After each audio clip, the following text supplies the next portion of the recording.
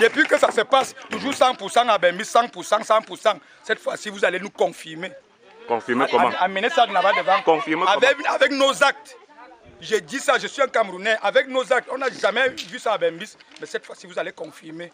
Avec le renouvellement des organes de base du parti au pouvoir, le RDPC, la région du Sud, à quelques exceptions près, est transformée en un véritable capharnaüm, une région où le désordre et la confusion ont élu domicile. Des bagarres sont enregistrées entre militants, des invectives et une réelle menace sur l'intégration nationale des Camerounais. Je suis venu ici à l'arrondissement, à la localité de Krivi 2e, où j'habite d'ailleurs, pour parler, pour dénoncer un peu un problème que nous vivons actuellement ici à Krivi, vis-à-vis de nos frères de la communauté Bamoun en particulier.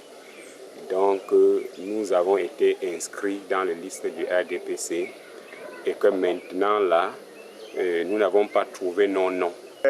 On nous fait comprendre que nous sommes des Noirs. Il faut qu'on fasse la campagne et le vote. Là-bas, c'est nous. Ici, ce n'est pas c'est nous. On nous fait comprendre qu'ici, ils ne veulent pas les Boko Haram. Ils veulent leurs frères camerounais. Nous ne sommes pas les Camerounais.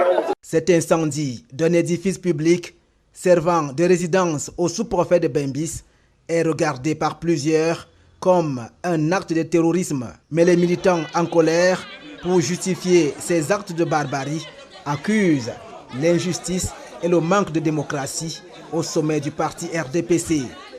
Il y a un problème que j'implore à Bembis. Les gens ne donnent pas l'opportunité à Bembis de voter ses élus. Le problème se pose au niveau du comité central. Lorsque vous arrivez ici, le peuple n'a pas le droit de dire qu'on veut tel. Ils sont intimidés.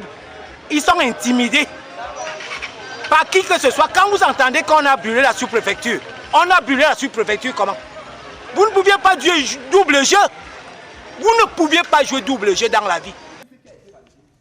Pourtant, le parti rend public des circulaires pour encadrer le choix des candidats, cependant sans une véritable discipline de coercition qui punit les contrevenants.